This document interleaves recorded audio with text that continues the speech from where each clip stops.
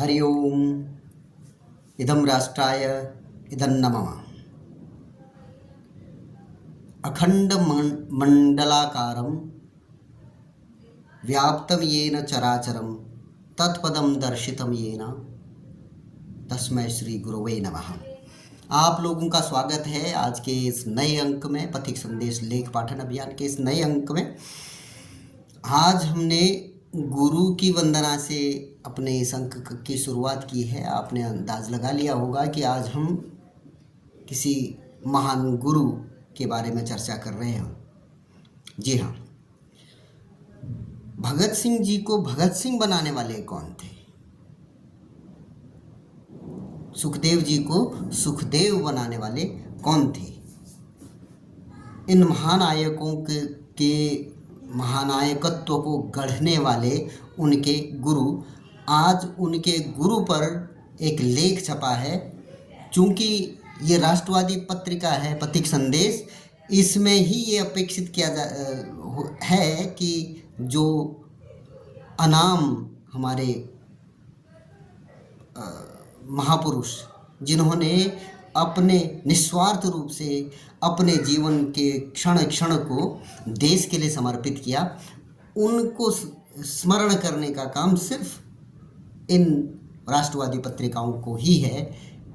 तो आज जो पथिक संदेश पत्रिका में लेख छपा है, इस माह के परिचय व्यक्तित्व स्तंभ में आज हम जिस व्यक्तित्व की चर्चा कर रहे हैं वो हैं गुरु वैद्य गुरुदत्त।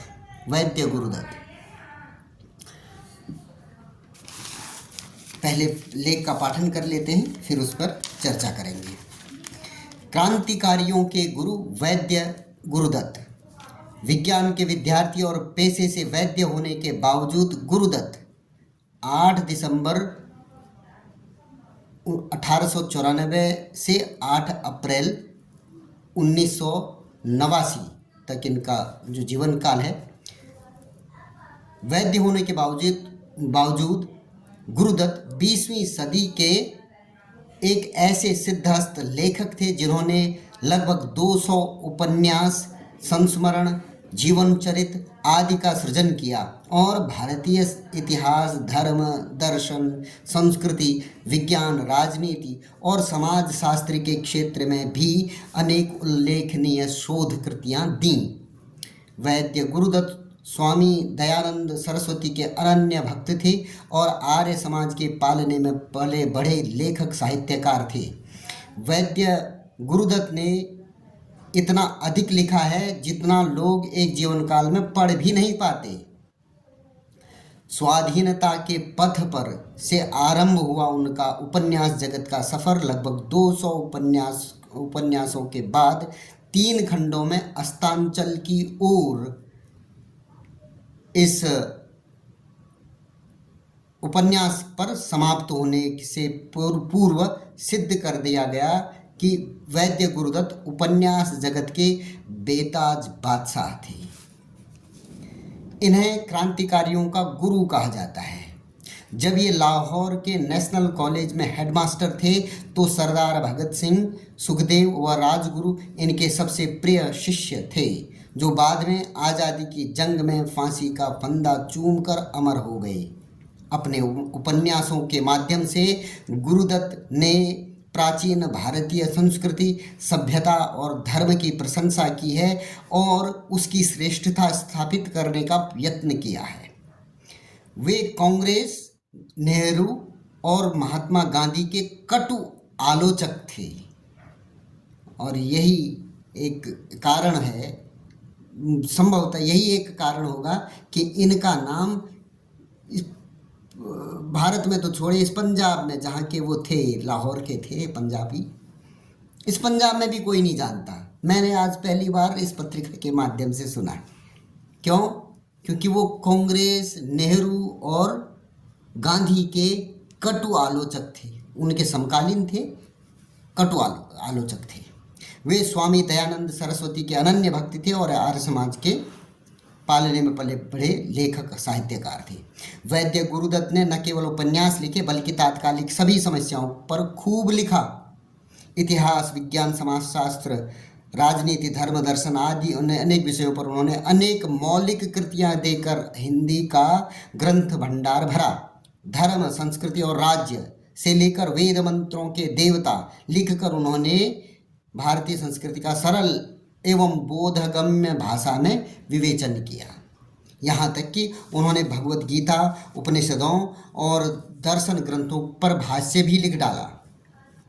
भारतवर्ष का संक्षिप्त इतिहास और इतिहास में भारतीय परंपराएं नामक पुस्तकों से ने उनको प्रखर इतिहासकार सिद्ध किया। इस पुस्तक में वैद्य गुरुदत्त ने भारत में इतिहास लेखन की विसंगतियों पर जमकर प्रहार किया।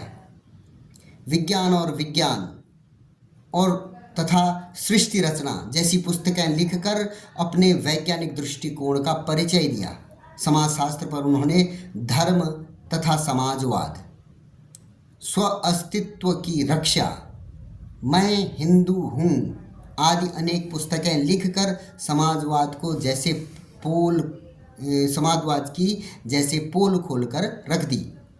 धर्मवीर हकीकत राय, विक्रमादित्य सहसांक, लुढ़कते पत्थर, पत्रलता, पुष्यमित्र आदि इनके ऐतिहासिक उपन्यास हैं। ये ऐतिहासिक उपन्यास हैं। इनके अलावा वर्तमान दुर्व्यवस्था का समाधान, हिंदू राष्ट्र, डॉक्टर श्यामा प्रसाद मुखर्जी की अंतिम यात्रा, हिंदुत्व की यात्रा, भारत में राष्ट्र, बुद्धि बनाम बहुमत इनकी विचार प्रधान कृतियां हैं। वैद्य गुरुदत्त सन 1921 के असहयोग आंदोलन से लेकर सन 1948 में महात्मा गांधी की हत्या तक की परिस्थितियों के प्रत्यक्ष दृष्टा रहे। उन्होंने उन घटनाओं का गहन अध्ययन किया। इस काल के सभी प्रकार के संघर्षों को न केवल उन्होंने अपनी आँखों से देखा अपितु अंग्रेजी दमन चक्र, अत्याचारों और अनीतिपूर्ण आचरण को स्वयं गर्म दल के सदस्य के रूप में अनुभव भी किया। युवावस्था में ही राजनीतिज्ञों के से संपर्क, क्रांतिकारियों के से समीप का संबंध तथा इतिहास का गहन अध्ययन, इन सब की पृष्ठभूमि पर वैद्य गुरुदत्त ने सदा वत्सले मातृभूमे श्रृंखला में 4 राजनीतिक अत्यंत रोमांचकारी एवं लोमहर्षक उपन्यास हिंदी जगत को दिए। पहला विश्वासघात, दूसरा देश की हत्या, तीसरा दासता के नए रूप और चौथा सदा वत्सले मातृभूमे। समाचार पत्र, लेख, नेताओं के वक्तव्यों के आधार पर उपन्यासों की रचना की गई। उपन्यासों के पात्र, राजनीतिक नेता तथा घटनाएं वास्तविक हैं। पुष्यमित्र नामक उपन्यास की भूमिका में उन्होंने लिखा है, महात्मा गांधी ने अहिंसात्मक आंदोलन से 1 वर्ष में स्वराज्य ला देने का वचन देकर ऐसी भ्रांति उत्पन्न की कि CR दास और पंडित मोतीलाल नेहरू जैसे बुद्धिमान वकीलों से लेकर गांवों के साधारण लोग महात्मा गांधी के पीछे लग गए। भ्रांति फैलाने वाला उन्होंने उनकी दृष्टि में, क्योंकि जिस तरीके की वो बातें करते थे वो केवल बातें ही थी, वो धरातल पर उतरने वाली चीज़ें थी नहीं।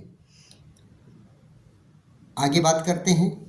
भारत विभाजन की सर्वाधिक निर्भीक समीक्षा यदि किसी इतिहासकार ने की है तो वैद्य गुरुदत्त ने की। बहुआयामी व्यक्तित्व के धनी वैद्य गुरुदत्त ने अपना संपूर्ण साहित्य हिंदी में लिखकर हिंदी की जो महती सेवा की है, इसके लिए हिंदी संसार उनको सदैव स्मरण करेगा। गुरुदत्त का सभी प्रकार के उपन्यासों के रचना क्रम में विशिष्ट दृष्टिकोण स्पष्ट परिलक्षित होता है। यही बात उनके ऐतिहासिक उपन्यासों में भी देखने को में आती है। वह दृष्टिकोण है अपनी रचनाओं के माध्यम से अपनी बात अर्थात अपना विशिष्ट दृष्टिकोण पाठकों तक पहुंचाने का प्रयास करना। इतिहास क्योंकि पूर्वयुगीन राजाओं तथा बादशाहों, राज्यों और राष्ट्रीय महापुरुषों की कथाओं से संबंधित होता है, इसलिए इस वर्ग के उपन्यासों में उन्होंने अपनी मनन परिधि को भी राजा और प्रजा तथा राज्य के पारस्परिक संबंधों तक सीमित किया है। अपनी कृतियों में उन्होंने राजा और राज्य का अंतर, राजा और प्रजा का पारस्परिक संबंध तथा राज्य की सुरक्षा और विकास का एकमात्र साधन एवं बल, इन तीन प्रश्नों का विश्लेषण करके उनका अनुकूल उत्तर देने का प्रयास किया है।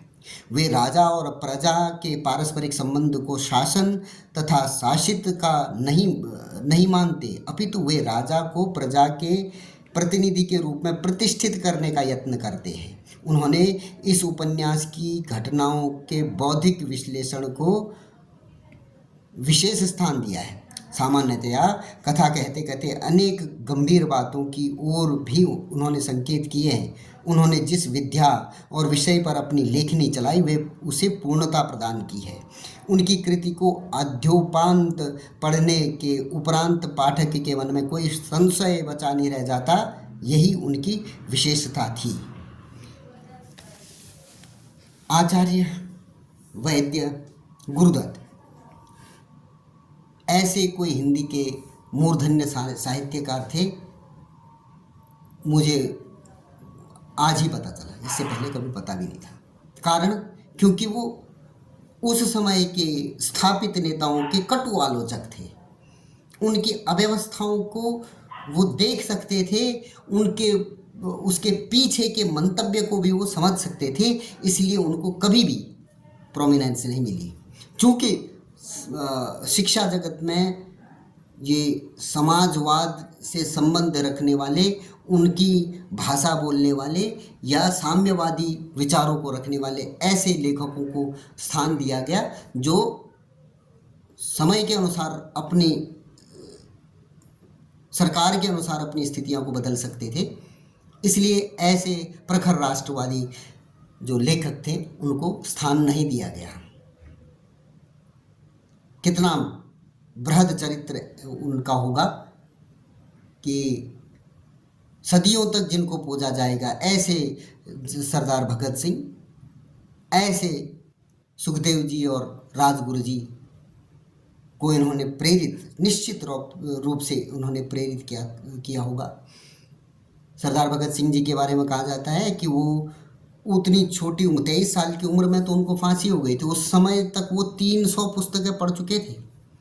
बहुत ही विस्तृत उनका बौद्धिक स्तर था। परंतु देखिए हमारे मनीषियों को, बुद्धिजीवियों को किस तरीके से उनका ट्रीटमेंट हुआ। स्वतंत्रता संग्राम के दौरान भी और उसके पश्चात भी। ये तो 1989 तक का इनका जीवन है। तो इन्होंने जितने भी विषय रखे वो बड़े महत्वपूर्ण हैं, परंतु चूंकि उनकी बात को कोई समझ के, जो ये मूर्धन्य नेता उस समय के बने हुए थे, इनकी करतूत को समझ लेते, समाज में पता चल जाता, इसलिए उनको कभी भी जो स्पॉटलाइट बोलते हैं वो नहीं मिली। परंतु उस ऐसे भी कोई हमारे चिंतक रहे हैं, इनकी जानकारी ये पथिक संदेश पत्रिका दे रही है। ऐसी ही राष्ट्रवादी पत्रिकाएं हैं जो आपके राज्यों में संभवतः कुछ और होंगी, वो देंगी। इसलिए आप लोगों से अनुरोध है कि इन पुस्तकों को, ये जो राष्ट्रवादी पुस्तकें हैं, इनको पढ़ने का क्रम शुरू करें। वीडियो को लाइक करें, सब्सक्राइब करें, शेयर करें, मुझे या ना करें, परंतु यदि आप इन पुस्तकों को, राष्ट्रवादी पत्रिकाओं को या पुस्तकों को पढ़ना प्रारंभ कर देंगे तो ये मेरे लिए आपका बहुत बड़ा आशीर्वाद होगा। आज के लिए इतना ही। पुनः किसी और अंक के साथ आपके सम्मुख प्रस्तुत होऊंगा। तब तक के लिए धन्यवाद। जय श्री राम।